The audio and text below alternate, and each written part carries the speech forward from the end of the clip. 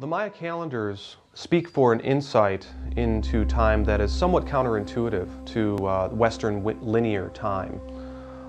For the Maya, it's cyclic, but it's not only an insight into the cyclic nature of time, but it's a vision of time and cycles as a breathing out and a breathing in. You know, moving out of connection to our true selves and then moving back into relationship with our true selves. The Maya calendars also encode an insight into the interwoven nature of reality, what we might call a fractal model or a quantum model of reality. We see this most clearly in the 260-day calendar, the Tzolk'in. This is the core building block of all the Maya calendar systems. It consists of 13 numbers combined with 20 day signs, so 13 times 20 equals 260. 260 is a key number for the Maya because it corresponds to the human gestation period. So there's this 9-month process of human unfolding that we all share. This is the philosophy behind the Maya calendar. Time unfolds like a flower, and it's unfolding the inner essence, consciousness, out of the earth matrix, you might say.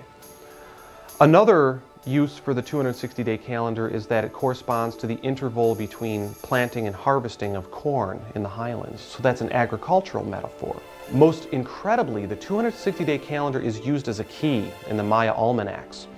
The Maya almanacs are calendars that schedule the appearance of Venus and Mercury and Mars. So there's this very, very important astronomical reference in the 260-day Tzolk'in calendar as well. What we see in all this is the use of 260 as a key to different dimensions in human experience. It's basically uniting the cycles in the heavens and the cycles here on Earth, including cycles that human beings experience. So it's an insight into that paradigm of as above, so below. The microcosm reflects the macrocosm.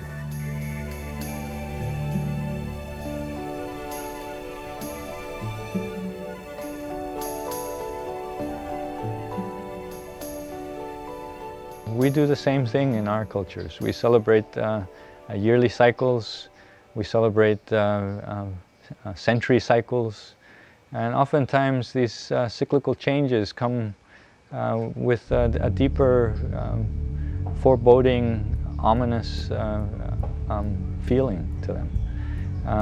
One is not certain, you know, whether the universe can be reordered and restructured. We see this happening in many of the ancient festivals, such as the New Fire ceremony, for instance. When Tzolk'in and Hab counts came to the completion of a cycle, all fires were to be put out throughout the territory and a new fire initiated. These were moments of darkness. It's the darkness representing this primordial origin, once again. The new fire is the creation of the hearth once again. We see these as very symbolic and very powerful moments of recycling and renewal. The grand cycle should fall within the same parameters. And so on the closure of the grandest of the cycles of all, this should also be a moment of closure, but also of renewal. There are still day keepers that are following in an unbroken way the ancient Tzolk'in calendar. However, there's another calendar, the long count, that basically fell into disuse over 8 centuries ago.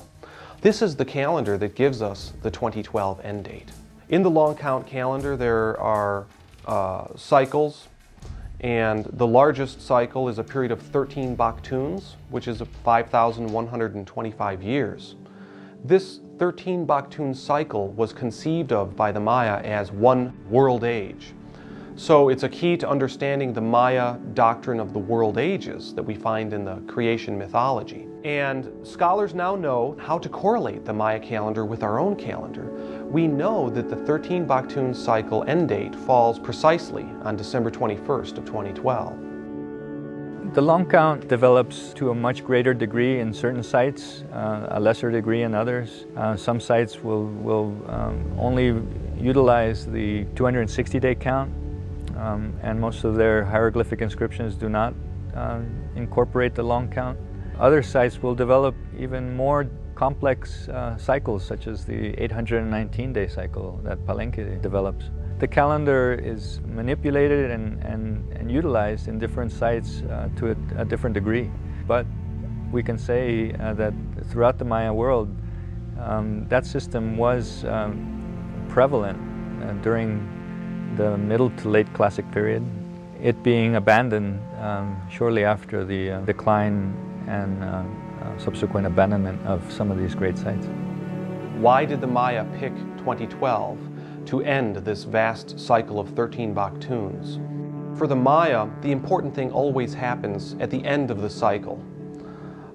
So at the end of the cycle, you have this galactic alignment. Now, my approach to the galactic alignment has been to look into the Maya traditions and try to understand how the Maya encoded this galactic alignment into their core traditions, such as the Maya creation mythology, the ball game symbolism, other Maya traditions such as king-making ceremonies. And what I found is that the December solstice sun and the Milky Way and these different features, these astronomical features that are involved in the galactic alignment. For example, there's a feature called the Dark Rift, the Great Cleft in the Milky Way.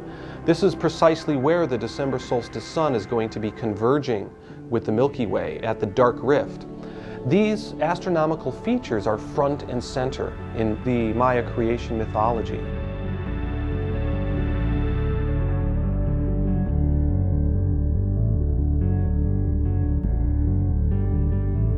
For a long time already, we've been aware of the fundamental aspects of the epigraphy and the writing system of the Maya involved calculations of time, and those were determined to be related to astronomical cycles. So we understand from a very early time that astronomy was very influential in the creation of an ideology. One of the ways that the ancient Maya encoded their understanding of cosmology, including precession and including the galactic alignment, was through mystery play. Like, for example, the mystery play of the Maya creation myth. It has to do with the ball game and how the hero twins must kick the ball into the goal ring. Well, the Maya populace could come to see the mystery play, and they would observe that, and you could just sort of understand it in the literal way of the play unfolding before you. But to those who are sensitive to the deeper esoteric or symbolic meaning in the mystery play, they would know that the game ball is a symbol for the December solstice sun, and when the hero twins are trying to kick the game ball into the goal ring being the Dark Rift in the Milky Way, the whole mystery play and the ball game is a story that encodes the galactic alignment process. A number of hieroglyphic inscriptions situated throughout the Maya world tell us that the concept of creation was a pan-Maya phenomenon. Each site, it seems, had their own version of that mythology. In this way, we see that there is a kind of uniqueness to each site, but still maintain a very strict adherence to a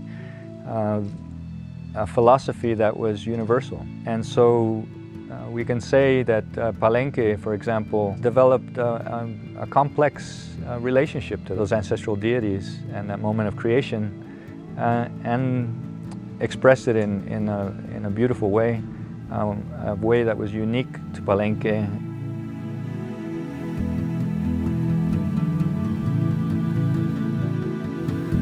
The Maya have a concept of a sacred tree, or a crossroads. It's basically the cross formed by the Milky Way, where it crosses over the ecliptic. The ecliptic is the path followed by the sun, moon, and planets.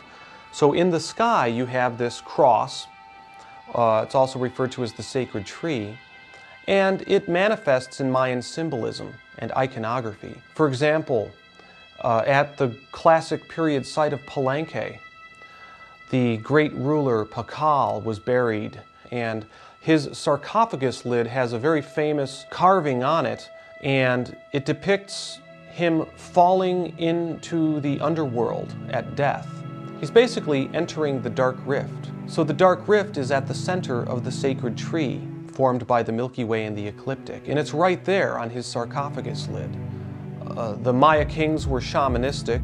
Pakal is seen to be a kind of visionary shaman figure, and the shaman had to journey into the cosmic center. That's where he was able to retrieve the sacred power of rulership.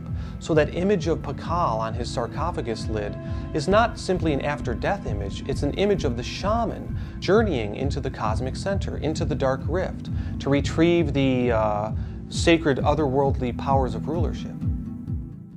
Going hand in hand with visionary shamanism, which was a sort of a journeying into the outer cosmos in a spiritual sense, was an interest in the actual astronomical sky. At Palenque, near the palace, the famous square palace building, in that complex of buildings, there are several very interesting areas. They're like courtyards. They're sort of like rectangular areas that are surrounded by walls about 3 feet high. It's now believed that these were once filled with water, and Mayan astronomers and visionary calendar priests would sit around this, and at night the sky would be reflected in the still, calm water of these rectangular pools.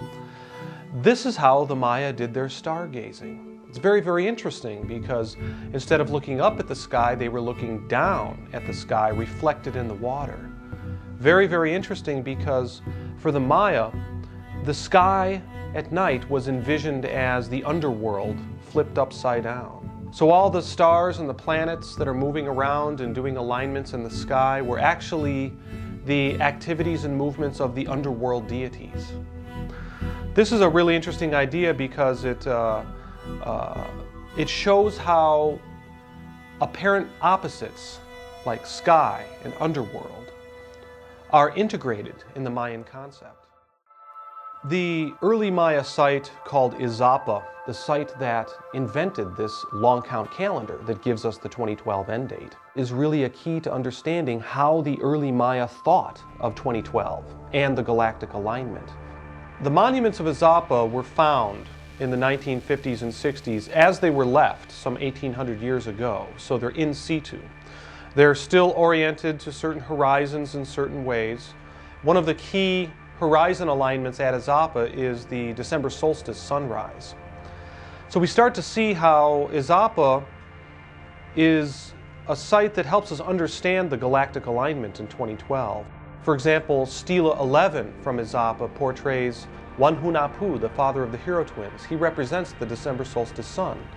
And he's emerging from the upturned mouth of a frog. That's the rebirth place. The mouth of the frog or the mouth of the snake, that represents the dark rift. His arms are outstretched, and it's basically a period measuring gesture. He's basically measuring a cycle of time. So what this is saying is that at the end of the cycle, the December solstice sun is lined up with the dark rift, and this carving, Stela 11, points right to the rising December solstice sun. That's just one example of how Izapa encodes information about 2012. That you might refer to that as the astronomical reference at the site. But there's also a prophecy and a spiritual teaching that's encoded on the monuments that has to do with the Mayan belief about what is going to happen, you might say.